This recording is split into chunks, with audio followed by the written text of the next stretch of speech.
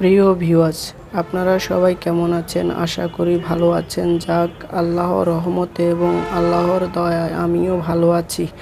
তো আজ যে বিষয়টি নিয়ে এসেছি আপনাদের মাঝে, দুটি বোন আমাকে রিকোয়েস্ট করেছে যে আমার সাথে প্রতিদিন দৈনিক জিন ভূত আমার সাথে সহবাস করে, বা আমি রাত্রে যখন ঘুমাই, দিনের বেলায় সকালবেলায় যখন ঘুম ভাঙে, তখন আমি ঘুম থেকে ওঠার পরে কিছু একটা ফিলিংস বা অনুভব করতে পারি যে আমার সাথে রাত কিছু একটা ঘটেছে। তো প্রতিদিন আমি এভাবে খুব কষ্টে আছি বা কষ্ট পাচ্ছি, তার জন্য আমাকে একটি ভালো বা একটি পাওয়ারফুল আমল দেওয়ার জন্য সে আমাকে বলেছে। তো যার কারণে আজকে আমি আপনাদের মাঝে দুষ্টু জিনের আছর বা তাবিজ নিয়ে আপনাদের মাঝে উপস্থিত হয়েছি। বিষয়টি একটু ভালো করে দেখে নিন আগে। দুষ্টু জিনের আছর ছাড়ানোর তাবিজ মহিলার উপর। দুষ্টু জিনের আছর ছাড়ানোর তাবিজ মহিলাদের উপর।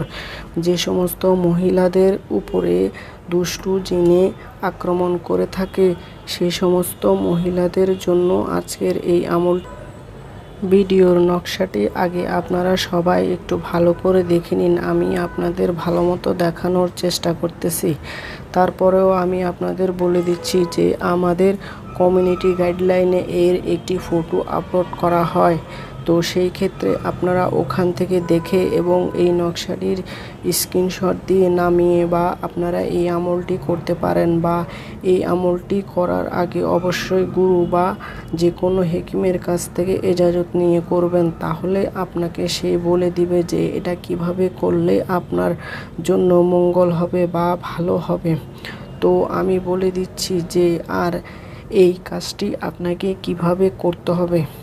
এই কাজটি করতে হবে আপনাকে যে কোনো শনিবার অথবা মঙ্গলবার যুক্ত থাকতে হবে। শনিবার অথবা মঙ্গলবার যুক্ত থাকলে আপনি এই কাজটি শনিবার যে কোনো টাইমে আপনি করতে পারেন। শনিবারে যে কোনো টাইমে করতে পারেন বা মঙ্গলবারে আপনি যে কোনো টাইমে করতে পারেন।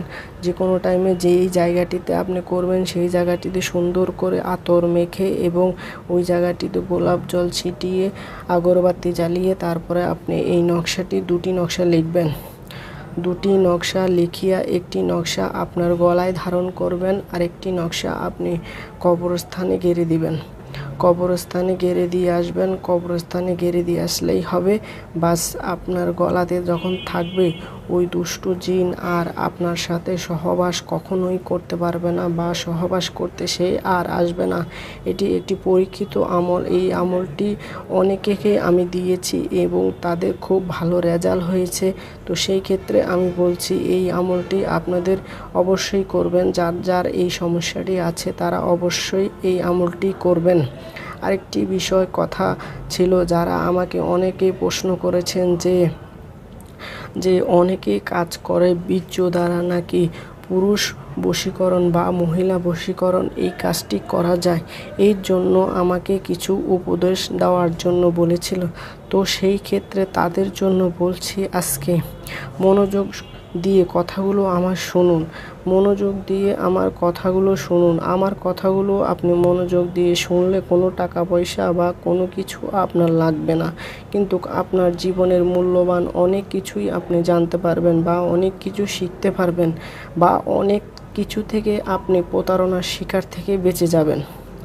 আমি বলে রাখি যে বীর্য দ্বারা যেই কাজগুলো করানো হয়, এই কাজগুলো আসলে হচ্ছে একটি নোংরা কাজ।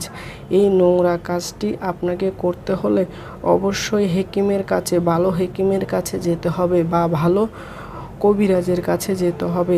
সেক্ষেত্রে আপনাকে অবশ্যই সতর্কতা অবলম্বন রেখে কাজটি করতে হবে। কোনো অনলাইনের মাধ্যমে এই কাজগুলো করালে আপনি আপনার প্রতারণার শিকার হতে পারেন। যেমন আপনি যদি অনলাইনের মাধ্যমে কাজ করান বা আপনাকে যদি বিদ্ধারিত করে যে অনলাইনে আপনাকে ভিডিও কলে বা আপনার চেহারা বা আপনার শরীরের পতঙ্গ বা আপনার যে কোনো স্থান বা আপনার গোপন স্থান থেকে যদি আপনার ওই বীর্য সংগ্রহণ করে নেয়, আসলে কিন্তু মূলত ওই কাজটি কিন্তু হবে না। আসলে মূলত ওই কাজটি কিন্তু ওইভাবে না। ওই কাজটি হচ্ছে যে কোনো অমাবস্যার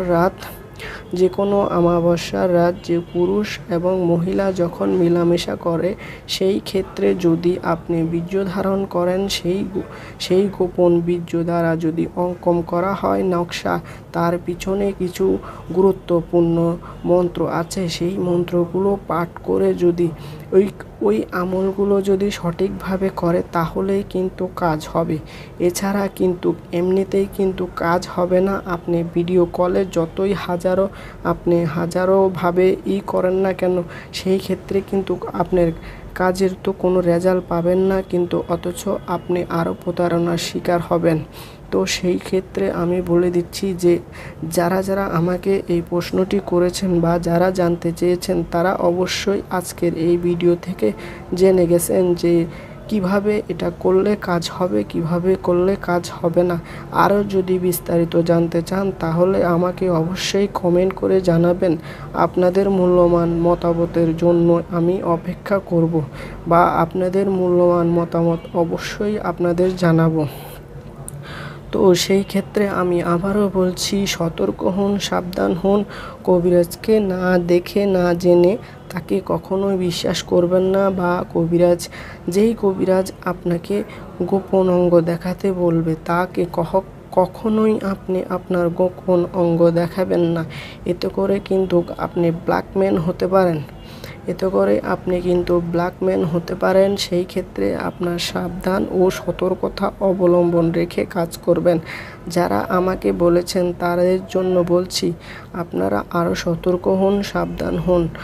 আজ এই পর্যন্তই। ভালো থাকুন, সুস্থ থাকুন। আল্লাহ হাফেজ।